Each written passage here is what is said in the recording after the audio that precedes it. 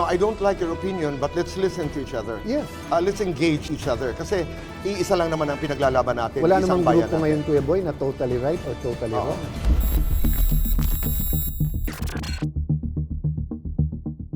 Alan, maraming salamat muli sa pagkakataong ito. Ako magpapasalamat sa oportunidad na to, Kuya Boy.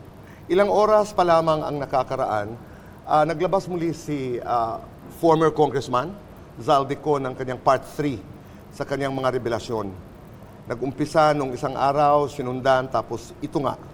Huwag na natin isa-isahin, pero ang gusto malaman ng bayan ay ito bang tawagin na natin kung ano man, expose, revelasyon, mga kwento ni Congressman Zaldico na matagal na inantay ng taong bayan. Does this change the game, ika nga? Quick answer, yes. Game changer ito, whether you believe him or not. No? So first lesson, expect the unexpected because everyone was expecting hindi magsalita or pag magsalita, didepensahan lang yung sarili niya. But we've seen from the speech nung mahiya naman kayo until now, maraming unexpected na nangyayari, no?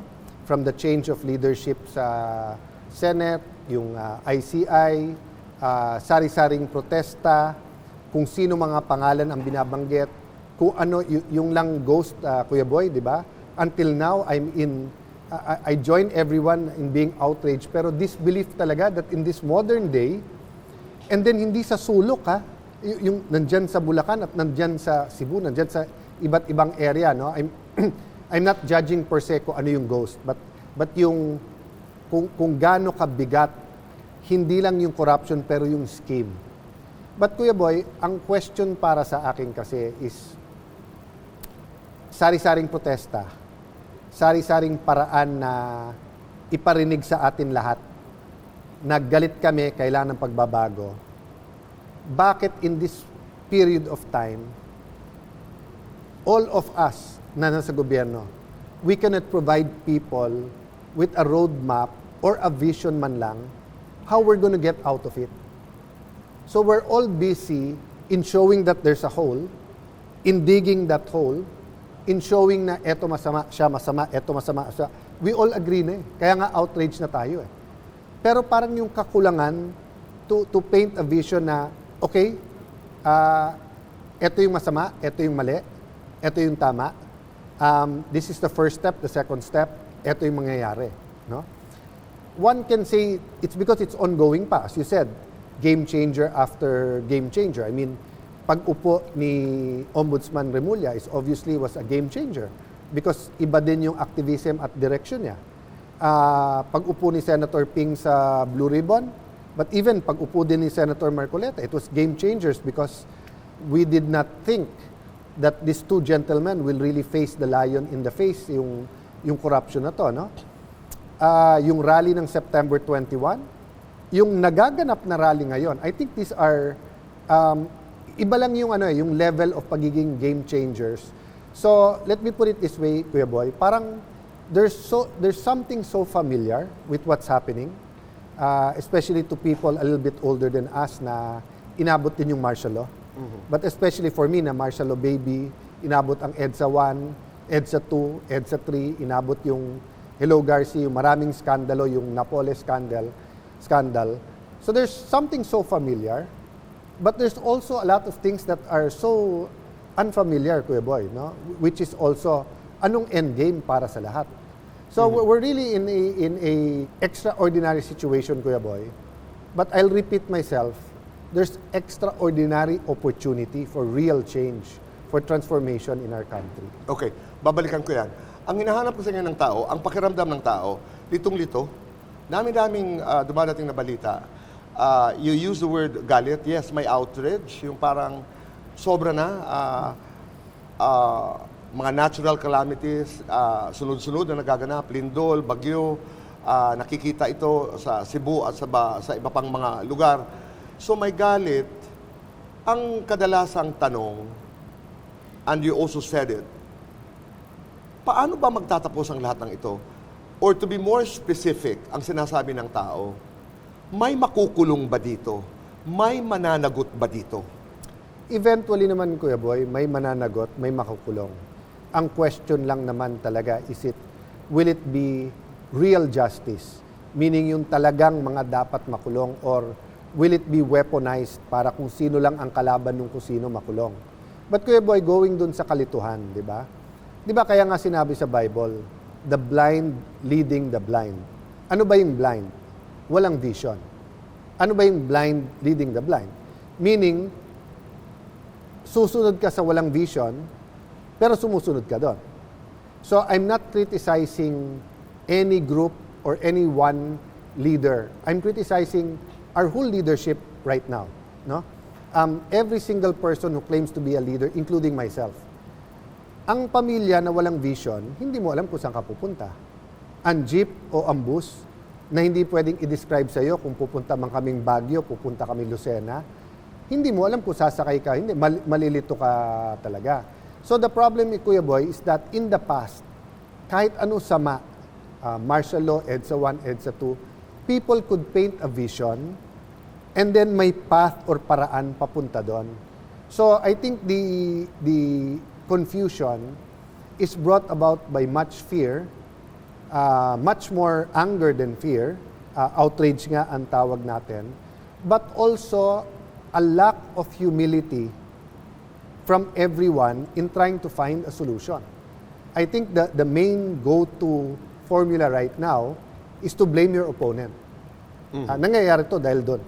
So from the barangay unit all the way to Malacanang, it's I didn't do it, yung kabila ang gumawa. Okay. So hindi tuloy ma-paint yung... So yung kalituhan is hindi ko sinong guilty eh. I think more or less people know who is guilty.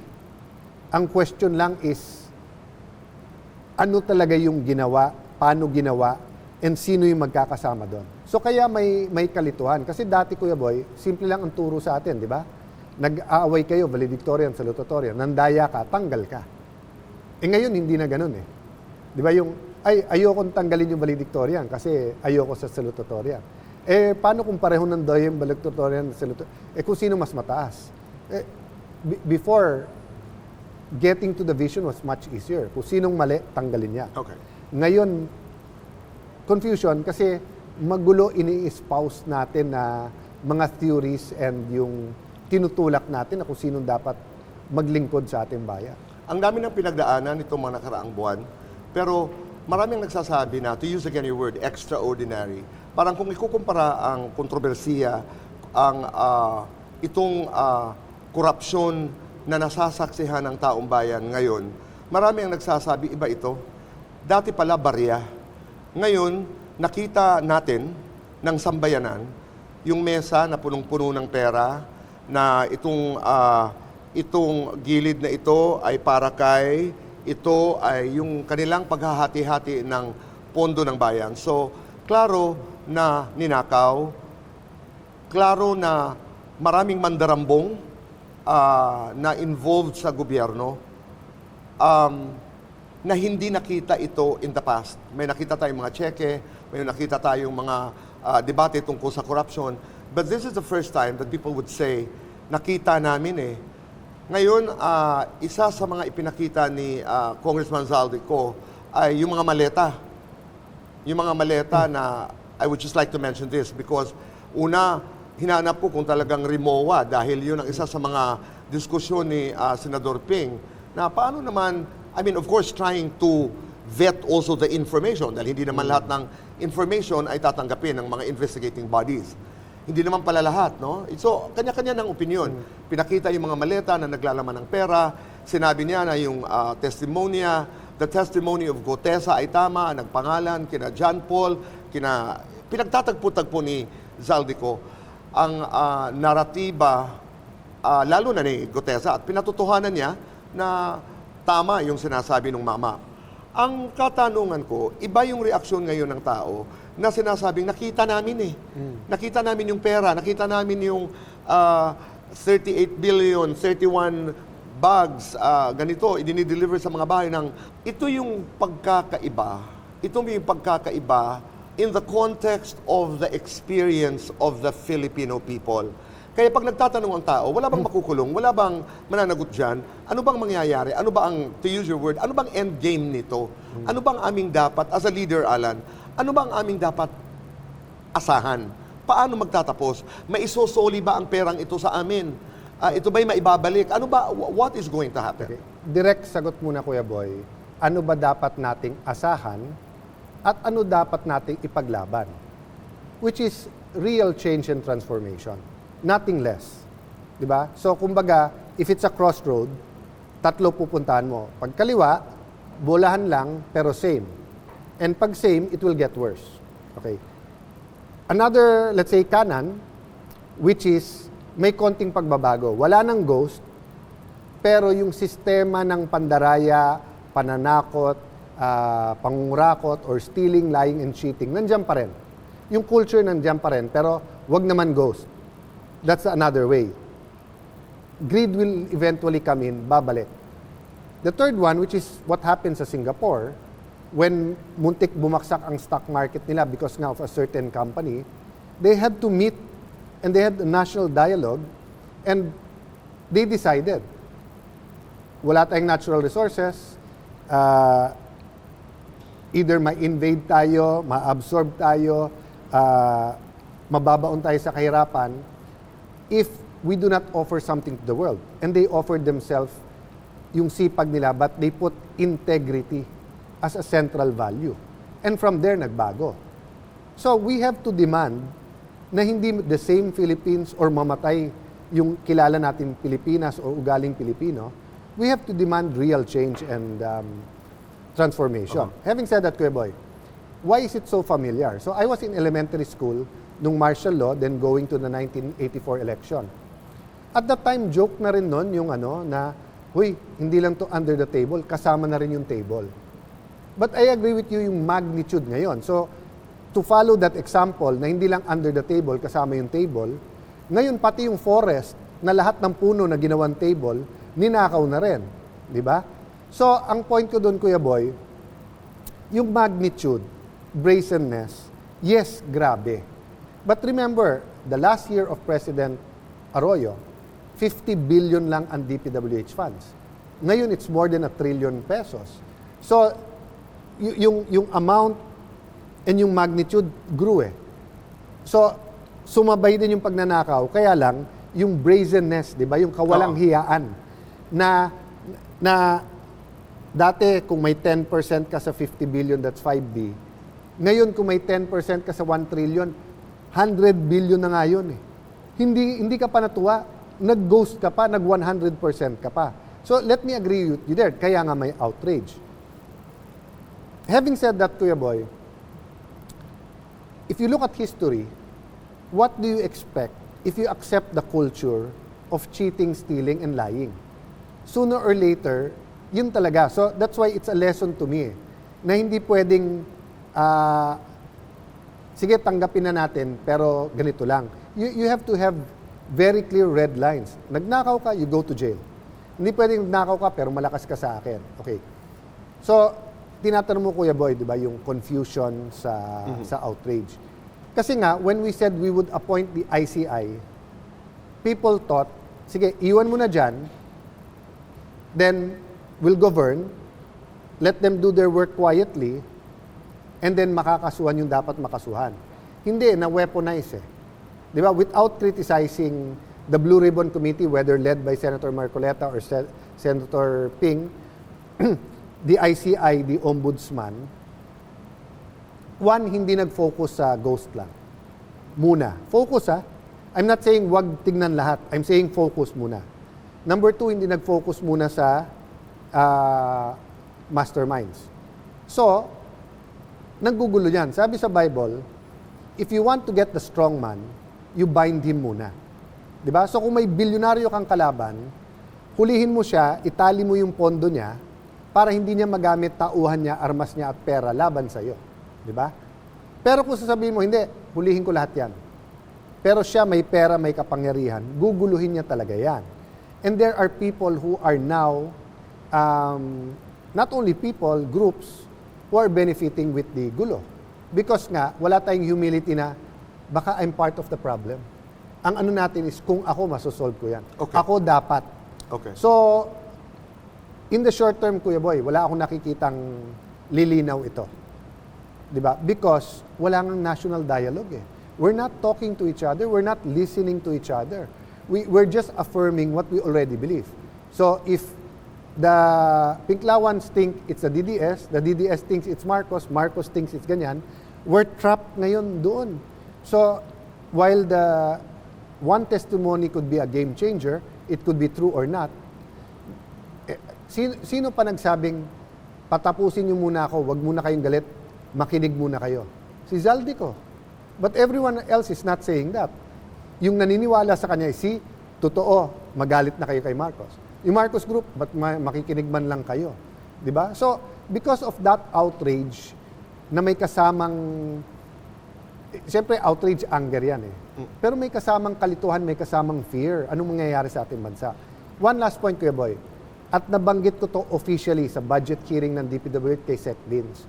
Sec Vince, do you agree with me? Dalawa ang trabaho mo ngayon. One is habulin yung mga ng loko.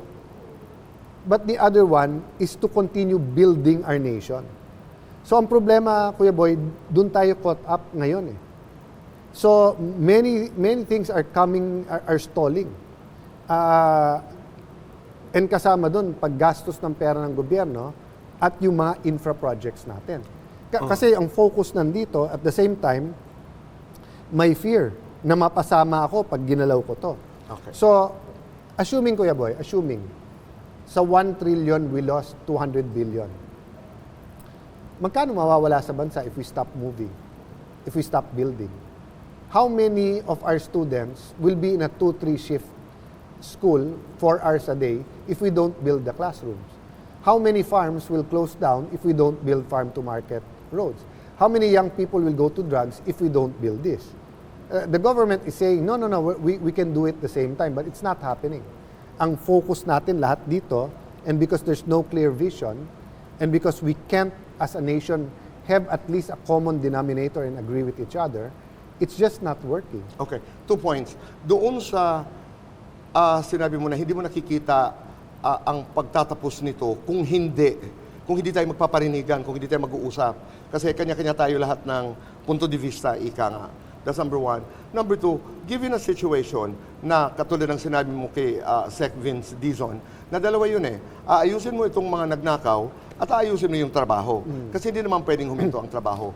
But isn't it an issue of leadership higher than Secretary Vince Dizon? Yes. Kailangan marinig namin yun na, okay, ito ang nangyayari. Ito ang nangyayari. Ang gulo-gulo ngayon, but this is what it is. Yun yung hinahanap naming boses. Yes, leadership matters. Many times, primary ang leadership. Diba? Having said that, Kuya Boy, extraordinary times, it's not enough na singilin ang presidente ng leadership. It's the leadership of all politicians. But ang point nga na we-weaponize, nagagamit nito. Every single politician thinks, may oportunidad ako dito. Either para kunin yung kalaban mo, or to duck kung ikaw may kasalanan.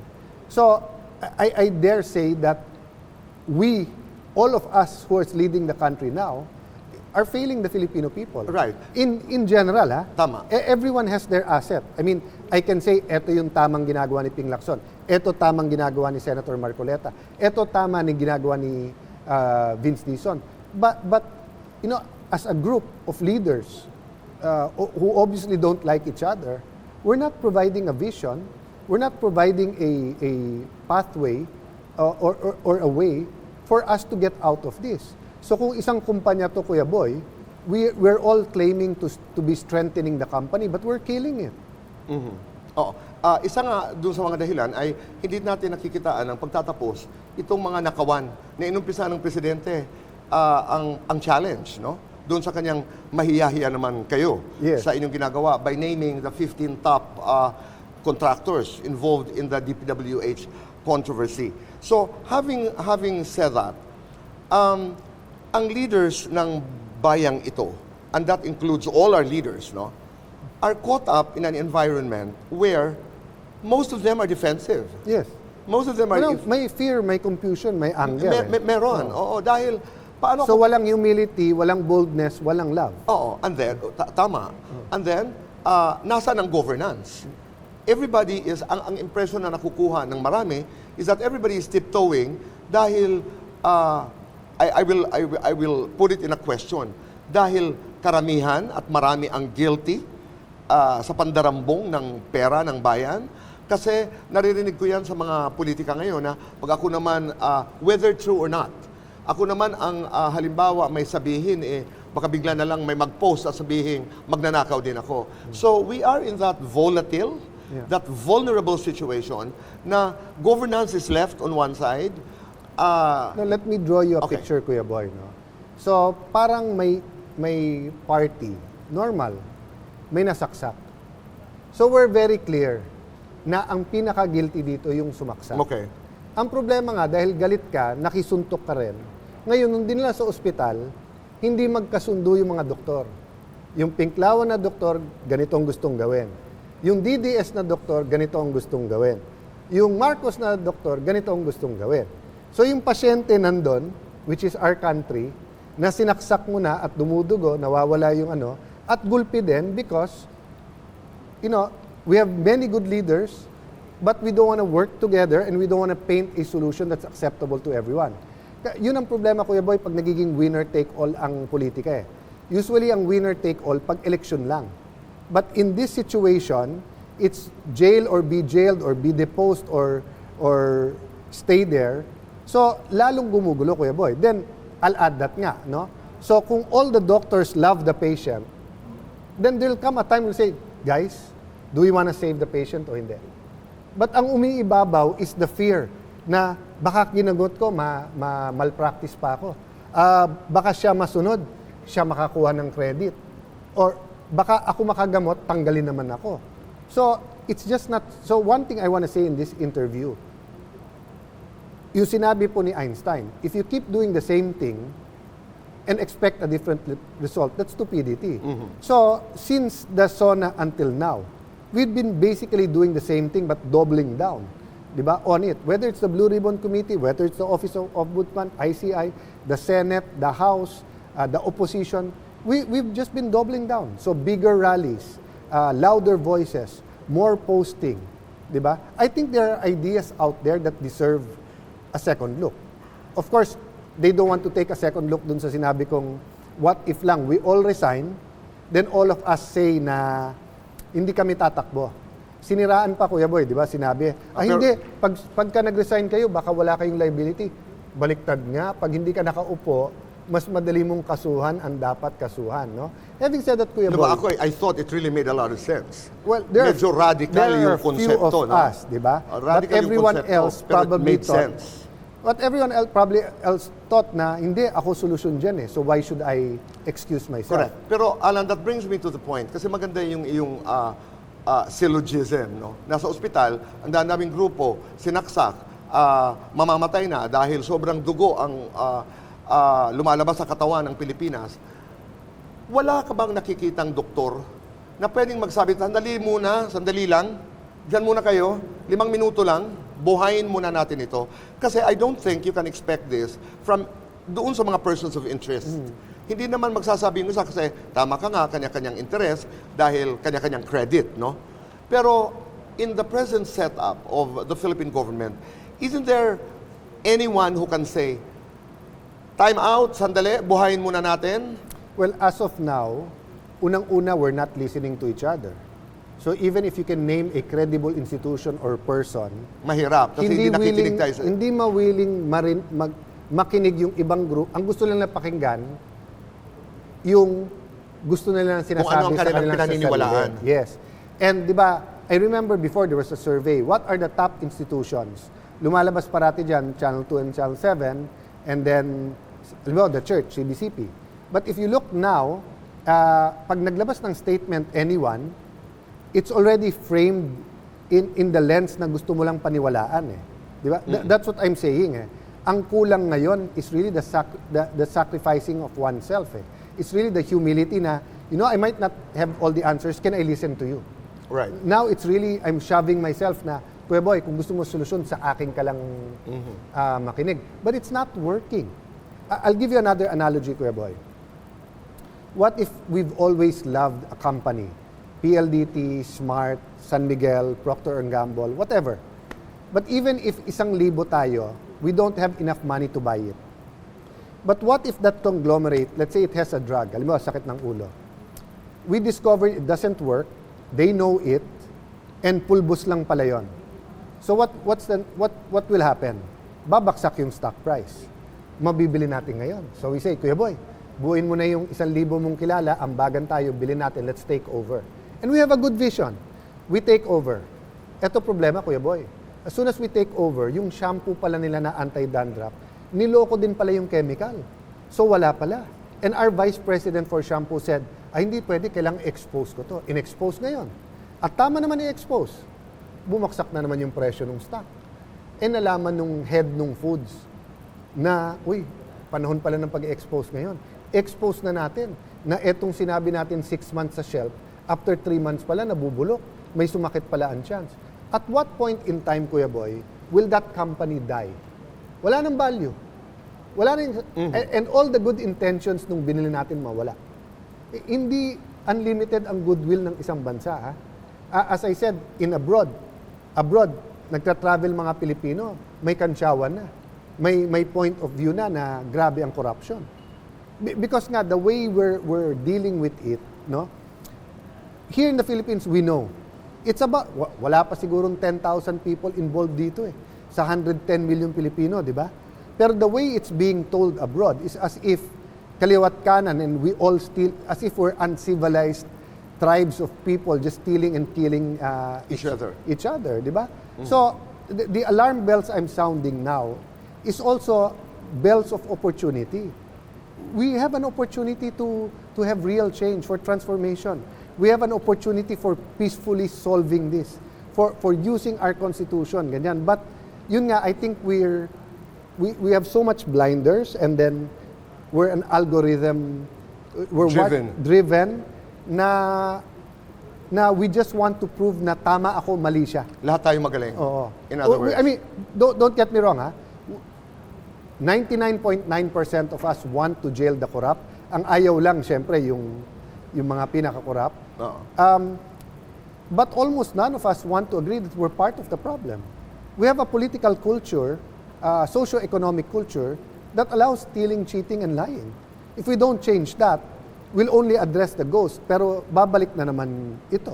Pero, Alan, am I getting you right that dalawa yun, two-pronged no yung problema. Ito, meron tayong kinakaharap na problema ng korupsyon. DPWH pa lang yun.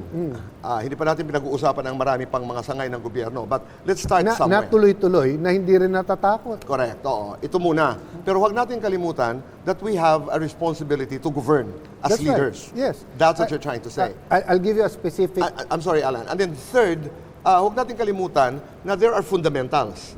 Ito na yung our capacity to hear each other. Values, in other words. Okay. So, specific example, North Rail. Mukhang may kalokohan doon. So, nung panahon ni President Aquino, stinap yung project. Ginastusan na yung relocation ng informal settlers at may ginastos na doon. And then may arbitration yon kasi may pera nang nilabas. We lost that. Dumami na naman yung informal settlers. 2, 3 years, 4 years later, or after the administration, magandang project pala, double na yung cost. So I'm not saying wag pansinin at wag habulin at wag ayusin. Pero we already learned from that. We're doing the same thing now. We're finger pointing, we're stopping all of these problems. Yung baha ba titigil, Kuya Boy? So ngayon we want zero budget for flood control. Paano ang Cebu at paano ang Bulacan na binabaha talaga? Kasi we don't have the confidence to tell the people, trust us. Etong susunod, wala nang ano to. Alan, hindi lamang confidence, pero track record. Yes. Kasi nakita ng tao yung pera na ginastos, ninakaw So mula sa the easy kanila. way out is to say, no more flood control. But you won't get rid of the Correct. floods. So how much in economic cost yung flooding sa Bulacan, sa Cebu, and everything, if we don't have flood control next year. But it There's need- one or two talking about that, but everyone Right. else, baka kasi ngayon pag sinabi mong gusto mo ng flood control, baka sabihin corrupt ka eh. Correct. So yun nga problema, Kuya Boy. The expose and the game changers are so big, it practically paralyzes most or many of us from fighting for what is right. Oo, tama naman. And dati may referees. Ngayon, dati may Arbiters, may moderators, may ika nga. legal luminaries na walang kinakampihan but experts, 'di ba? Now everyone is an influencer. Eh. Now everyone already has a stand and they're just looking for the audience to connect with. So, wala na yung human rights people or experts or advocates before na magalit na kayo lahat. Ito tama, ito mali eh. Because the weaponizing is also done by everybody. Yes. Everybody can say, AI yan. Yes. Depending on where you are at kung sino ang pinagkatatanggol mo. Pero doon sa diskurso, sa trust on leadership, konektado kasi doon sa present na problem. Kailangan talaga kahit papano may conclusion yung first chapter. Agree, Kuya Boy. But Oo. trust is long term. We're all thinking short Correct. term eh. Kailangan, it takes a while. So 2 years from now, we will look back and we will look at all the infrastructure na hindi ginawa because we didn't trust ourselves. Aha. So, they're saying, trust Vince Dizon to fix DPWH. So why are we not trusting him to do the flood control? Okay. Yeah, either we trust him or not. Or convince Dizon, just go ahead and do it? I mean, against the uproar? Sorry but I think I've only heard 2 or 3 people say na paano kung walang flood control. Okay. Of course, the admin is saying may pera pa this year na gagamitin. But yun nga, sa atin kasi, Kuya Boy, pag masama, like halimbawa sabihin, ang barel, masama, sinong may hawak? Okay. Oh, but it's easier to say, iban mo na lang totally. Oo. So, dahil ginamit sa masama flood control, iban muna natin. Pag hindi na masyadong mainit sa tao, ipasok natin. Kasi extraordinary problems, extraordinary times demand for extraordinary leaders. Extraordinary leaders. Solutions. With extraordinary solutions. Na para bagang, huwag natin kalimutan na meron tayong dapat gawin para sa taong bayan kahit galit ito. Another And it will thing, not be Kuya able to Boy. appreciate at the moment dahil kasalukuyang galit na galit siya dahil wala pang closure yung kanyang problema na kinakaharap. 100%, but may dadagdag din ako dyan. Mahirap kasi magpaliwanag eh. Oo. So mas madaling sabihin, alam nyo guys, puno ng corruption ng flood control, tigil natin. Mas mahirap ipaliwanag na, yes guys, but eto ginawa natin, eto ang gagawin natin, ituloy natin. Kasi, pag ganun ginawa mo, may bibira sa'yo eh. So we're so all afraid now, ayaw natin may bumira sa atin. You know, when I took the role of minority leader, even within my core, wag na. Kasi ngayon walang bibirahin pa tayo. But this is an opportunity to do something. To do something good, to talk about transformation, di ba? So I mean, ako Kuya Boy, I'm uncomfortable talking about many things now. Bakit? May magagalit eh. But ang problema, if you don't talk about it, wala ngang galit, wala naman nangyari. Di ba? So, we have to make a lot of choices. Not only do we have to choose who do we believe. Do we believe the President or the Vice President? Do we believe Ping Lacson or Senator Maripoleta? Do we believe Gutesa and Zaldico? Remember, if this was last week, it was Zaldico versus Gutesa. Now, sila na magkasama. At least sa testimony, iba na. So, we have to listen. Yes. We have to think on our own. We have to, everyone is coming out with their own propaganda. Why would it be a insertion kung ganito? On the other hand, ang presidente pwedeng gawin. So, may propaganda, counter-propaganda, and everything, di ba? Because nga, we're stuck. No? So, my message tonight is we're stuck. Kumbaga sa kotse, nasa putik tayo, hindi umaandar. And what should we do? And we're sinking. Yes. No, we should, may common denominators, Kuya Boy. What's And the our common common denominator? yes. Everyone's protesting. Iba lang ang venue, iba lang kulay. But why are we all lahat tayo galit sa corruption Wala pa akong nakita nagprotesta dahil sinabi nila gusto nila ng corruption. O, di ba? Okay. Okay. Number 2, lahat gustong may managot. But hindi tayo makakuha ng perfect framework or kung sino mag-iimbestiga para mananagot. Di ba? Kasi political yung side ng mananagot. Okay. Number 3, we all want na wag mag-sink yung sasakyan, yung bansa natin. Oh, but we're not having a national conversation Hindi pwede mag-usap na lahat na, okay guys, And may that's corruption doable, sa flood. Alan. Some of them are doable. Some of Kuya them Boy, are one doable. by one. Okay. One by one. Pero hindi pwedeng iwanan. Hindi pwedeng iwanan. I mean, and kahit naman Kuya Boy, pag sinabi mong pink lawan, DDS or green, Marcos, parang lang yung alimbawa sa Katoliko, meron kang Jesuit, meron kang Opus Dei, meron kang very conservative, meron kang very, sa LGBT community, Kuya Boy, di ba? Meron doon na parang, eto talaga pananaw, hindi pwedeng mag-compromise dito. May conservative, hindi, eto. Oh, sa Christian community, di ba? Meron din ganun, meron napaka-liberal, hindi. But sa lahat na yun, may diplomats yan. At may commonalities. May commonality. Di ba na, do we want this kind of society or that kind of Okay. society, no? So, the more we go towards a segmentized, Approach, divided, yes. fractional approach sa politics and governing our nation, The more nalulubog tayo. the more nalulubog Ito tayo. hypothetical, bilang huling mga katanungan. Hypothetical po ito ha, and I know you don't expect this question.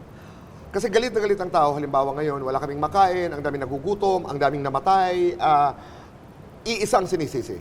Itong korupsyon, itong pagnanakaw ng pera sa bayan. Alan, if you were Senate President today, in view of the ICI and the Blue Ribbon Committee na inaasahan ng maraming tao na magbibigay ng solusyon dito sa problema natin sa kabila, anong gagawin mo? Well, dual track. You have to first establish, we're talking about the national budget, we're talking spending Ngayon ng yan, gobyerno. Budget of 2026, yeah. okay. We have to focus of that. But ako kasi, Kuya Boy, parating great opportunity. Ba't tayo takot?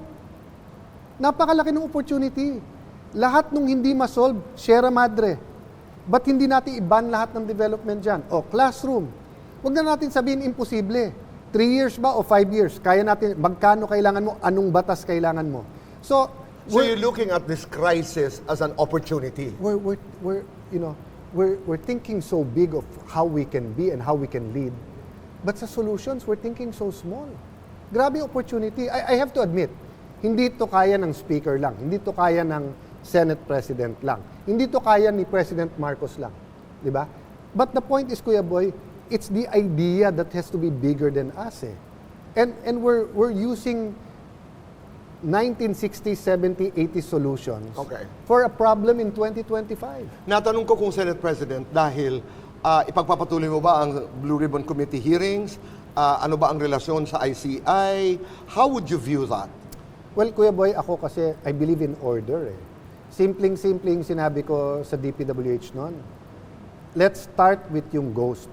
Kasi yan ang pinaka-guilty at yan ang pinakamadaling kasuhan. Bakit?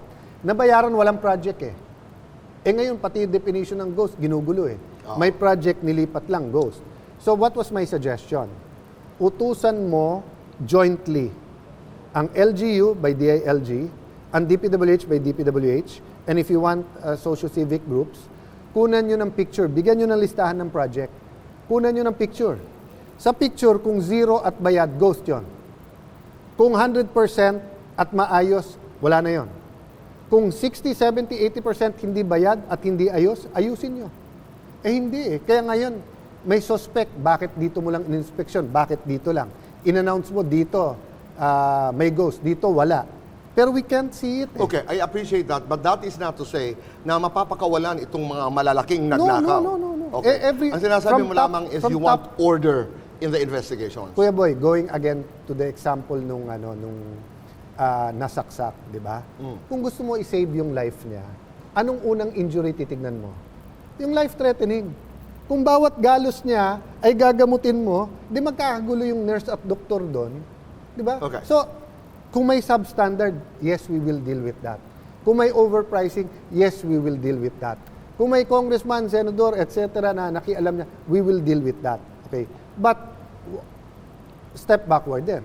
Let's not admit, it's an open secret, di ba? That corruption is part of our socio-economic, political setup. So we have to, saan doon yung we'll cut the line na we'll deal with that Examine the and system, in other babaguhin words. natin. Oo, I didn't change it.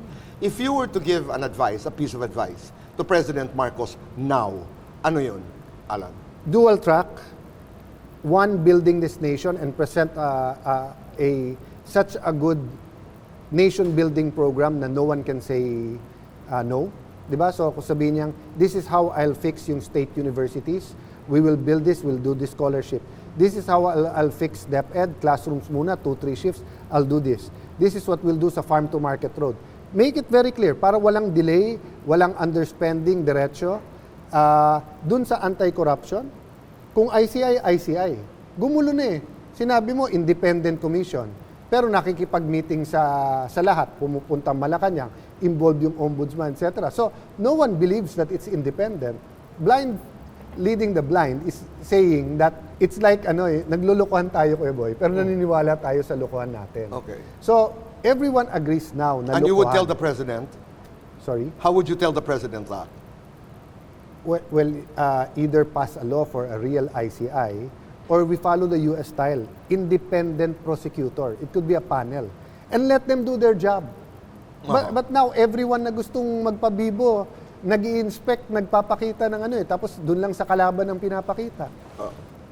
So, Kuya Boy, you cannot fight disorder by being more disorderly. Di ba? You cannot fight darkness by being darker. Kasi mas gusto yan ng guilty. Yes. Di ba? Yung hindi mo pwedeng ayusin yung gulo na mas lalo mong guluhin. You have to present some kind of plan na yung darkness may light. Alright. Yung gulo may ayos. Yung chaos may order. Pero right now, at least on the political elite, no, it's kamadahan eh. Di ba? Paano mo ma-weaponize para dun sa kabila? Di bumabalik pa rin ako dun sa mga... I'm not blaming anyone, ha? Yes. I'm not saying dapat itong grupo wag mag-rally, ito dapat hindi. I'm just saying, guys, let's take a step back. Kung hindi natin to bansa, tinitingnan natin, ano nangyayari sa Pilipinas? Do you see hope? No, There is hope, but you do not see it now. Do you see the light at the end of the tunnel? Hindi. You see the tunnel. Tunnel is darkness. The light symbolizes na may vision, may pupuntahan ka dun eh. Hindi provide right now. No, I don't like your opinion, but let's listen to each other. Yes. Let's engage each other. Kasi iisa lang naman ang pinaglalaban natin. Wala isang namang bayan grupo natin. ngayon, Kuya Boy, na totally right or totally wrong. Okay. May elements of truth, may half-truths, Yeah, may elements of truth. I hear you there. Pero ako, bumabalik ako dun sa one of our earliest conversations about values na may isang dakilang politician na nagsabi, at the end of the day, it goes down to character. Yes. It really boils down to character. Ito talaga huling katanungan na. You were president of this country. And may karampatang pruweba na ang asawa mo o di kaya kapatid mo o pinsan mo ay nagnakaw sa kaban ng bayan. Pakukulong mo. You have two options. Pakulong mo, mag-resign ka. Any other way, problematic ka. I mean, we saw that na kay Lee Kuan Yew, we saw that sa Pilipinas. So, we're in a vicious cycle. The only way to stop that is dual focus nga. Yung pinaka-guilty, yun ang unahin mo, ikulong mo na. Tapos, ayusin mo na lahat ng Pilipinas. Let me say this, Kuya Boy, no? I won't say the specific agency today, no? But you name the agency, whether gamot sa DOH, whether collection, hindi naman lahat sa BIR, whether smuggling sa custom, etc. There are small reforms, pero ang sinasabi ng mga businessmen, ng mga tao, grumagrabe. So, hindi pala tayo nag-decide as a nation to get rid of corruption. We decided to get rid of corruption sa DPWH. So, yun ang sinasabi ko, Kuya Boy. We need not only a president, we need two houses of Congress, we need a judiciary, we need a people who will decide na starting today, integrity, humility, sacrifice will be core values. Pero kung sabihin no, ang mag-sacrifice ikaw. Ako bold, ikaw i-humble ko. Ikaw ikukulong ko, ako walang mali. Walang mangyayari sa atin. And it takes a lot of character to be able to do that. Yeah, but Kuya Boy, any damage we do this year, yung nasa pinakababa, will suffer for 3-4 years. Tama. So yun ang problema. Wag ng kalokohan, Kuya Boy, wag ng corruption. Yung hindi na lang natuloy na proyekto, yung may sports complex kang gagawin, hindi natuloy 1 year, ilan magiging addict dahil wala silang laruan? Yung classroom na hindi mo tinuloy next year, ilan ang babaksak sa mga exam at hindi magkakaroon ng pagkakataon sa kolehiyo or ng magandang trabaho. So that's the problem, Kuya Boy. Nakatingin tayo dito sa nakurakot. Graft and corruption is much bigger than yeah. kurakot. And other countries have learned the lesson doon. Yes. It seems that we're stuck pa rin dun sa kung ano ang popular, ano ang nakikita sa media, ano ang sigaw ng mob, yun ang sundin natin. So kung ang sigaw ng mob, wag mag-dredging dahil kurakot ang dredging, wag tayo mag-dredge. Kaya nga tayo binabaha ngayon. That's one of the reason. Di ba kung ang sinasabi nung mob ngayon, ang corruption nasa DPWH lang, di natin titignan yung corruption sa ibang lugar. But in the other hand, kung ang nasa news natin, Kuya Boy, corruption. Tanungin mo ang 8-year-old, anong problema ng Pilipinas? Corruption. Tanungin mo Hong Kong News, anong problema sa Pilipinas? Corruption. Tanungin mo Singapore Straight, yung Times, ano problema? Corruption. Tanungin mo New York Times, corruption. Ano tingin nila sa Pilipinas? We have to show them the light of that. We've gone through this, may problema, pero sinusolusyonan namin. But This is the new Philippines. It's not just about the mob, but also it's about leadership. It's a chicken and egg thing. Definitely. It's a chicken and egg Definitely. thing. Mensahe sa lahat ng... Kasi sabi ko nga, Alan, araw-araw nagbabago ang balita. Araw-araw may mga lumalabas sa bago. Your message to the first Filipino message people. ko, it's not only a political, economic, social problem. It's a spiritual problem. We claim to be a very spiritual people, very religious people. We have to examine ourselves now. Okay. Are we willing to really say, God, we're sorry, but we will now be obedient? Secondly, are we willing to recognize the opportunities? Or will we be mababaw and see the political opportunities, the opportunities to kill my opponent and stop there? Third, are we willing to listen to each other? Because until a house divided will fall. And a nation is a bigger house. So yes, we can disagree. But can we find a system to agree to disagree? Okay. Until we get there, Kuya Boy, there will be no acceptable solution. You say na, pag tinanggal ang presidente, acceptable sa amin. Hindi acceptable sa lahat. Paano kung yung susunod na presidente, ganun din. So it'll be a vicious cycle. We have to find systems. We have to find direction, pathways, vision. That is, at the very least, a common denominator. Yun. We won't agree on everything. But there have to be basics that we will agree on. Katulad ng galit natin sa korupsyon. Yes. Kung hindi, yung extremists will take over. Okay. Yung gusto ng gulo, kudeta, dyan papasok dyan. May opportunists who are just waiting. That's why I say it's a spiritual problem. Diba? The spirits who want poverty, corruption, chaos, who doesn't want to see the real identity of the Philippines, let's not let them win. Maraming salamat, Alan. Thank you for this opportunity, Kuya Boy. Thank you. Hi, people of the Philippines and people of the world. Hit the button below and you will be subscribing to the Boy Abunda Talk channel on YouTube. Let's keep talking. Kaibigan, tuloy ang usap.